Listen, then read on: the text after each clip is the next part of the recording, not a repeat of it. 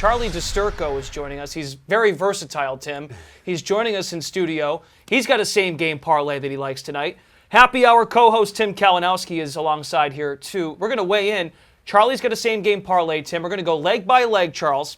And he's got analysis of this written form. He's a print guy, really, at heart, Tim. He's got the print version on the Action app, actionnetwork.com.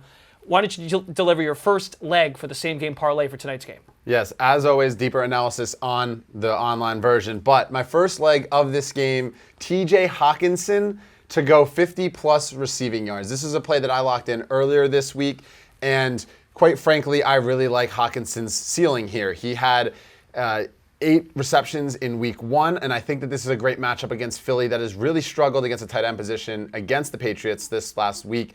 Hunter Henry and Mike Gesicki combined for 92 receiving yards. So when you look at TJ Hockenson and you look at the matchups on the board, Justin Jefferson is going to be shadowed by Darius Slay, and James Bradbury is in concussion protocol. Nakobe Dean on the injured list, and Reed Blankenship also out. That's 3 key defenders that are out for Philly, with Slay having his hands full on Justin Jefferson, which then leaves Addison and TJ Hockenson to clean up the work. And I think that TJ Hockenson is great in this situation here. He's going to take advantage of the middle of the field. He's Kirk Cousins' safety valve. So 50-plus receiving yards from TJ here.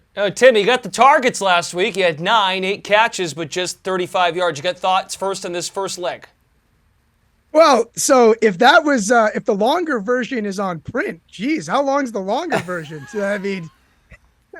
250 words at least on print. That was only 125, Tim. Come on. Okay, another. If you want your real news, you read it in print, okay? Come on, Tim. Some people like different mediums. Shut up. On to leg 2. This is not a prop. We have one more prop, but in this case, you got a side or a total. What do you got for leg 2? Yes. So, Tim, I don't know if you know this word, but correlation. This is where this goes in hand. TJ Hockenson and over 50.5. It's an alt over here. And I really like this one here because, as we talked about, the Eagles are so injured. Well, this Vikings team, their defense is not good at all either. And you look at the matchup, the Philly was able to dismantle them last year in week 2. They sat on the ball in the second half. Well, this time, I don't think that's going to happen. The Vikings got nearly 400 yards of offense in week 1 against the Bucs, just turned it over 3 times, twice inside the Tampa 30. So a Vikings team that's about average to below average and due for negative regression on the defensive side, paired with 2 high-octane offenses in the Eagles and the Vikings, and all the injuries on the Eagles side. I think a lot of points happen here on Thursday night. All right. I mean, my only concern for you here is, and we'll get grades in a second, but they couldn't punch it in last year with primetime Kirk in the red zone. That would be my concern on this front. Yeah, I mean, I'm semi-concerned about that, but also at the same time, Nakobe Dean, he's hurt. James Bradbury, he's hurt. And Reed Blankenship, he's hurt. So that's now 3 starters, plus the Eagles lost a bunch of guys on the defensive end last year in the offseason, over the offseason. So this is just a different team that only their front line defensive line is healthy. All right, Tim, let's get this last leg. And you got thoughts on that one? Yeah, he came at me, Glash. I gotta get a shot in. Listen, I actually like the Caps because of the correlation, but I'll tell you what I learned about correlation is that correlation does not always mean causation. Okay? Tell me your next slide. Wow, vocabulary. Oh, it's a big word there, Tim. I'm proud. I'm proud of this Syracuse education proud at work here. Report cards coming in a second. Give us the last leg, then we'll give our grades. Okay, this is a great one here. Devonta Smith, 60-plus receiving yards. Again, an over and over and over. I think it's going to be a high-scoring game, so I like Devonta Smith here. Caleb Evans is on the outside, and he'll be lining up with Devonta Smith here. And if you look at his numbers in PFF grade, he came out last year.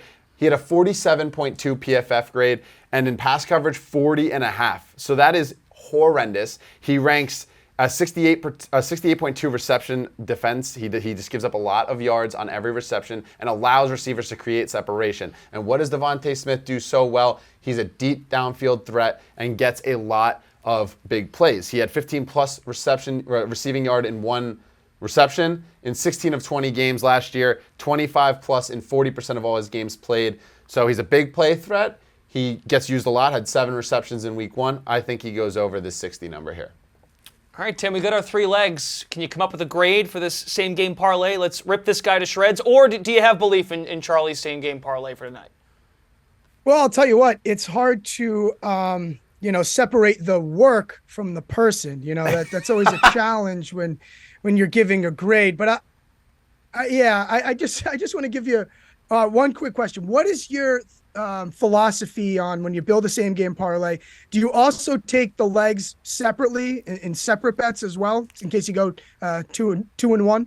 Yeah, that's a good question. I do normally take every single one on the side. I do have TJ Hockenson 46.5 locked in, and the over 48.5. I took the alt over because of the key numbers here of 48 and 51. Rather than going down with the juice, I'm going up. So yeah, I do take it all. Devonta Smith, I've been back and forth because 60.5 is a little bit more juiced, and his number has since risen to 64.5 across the board. But yeah.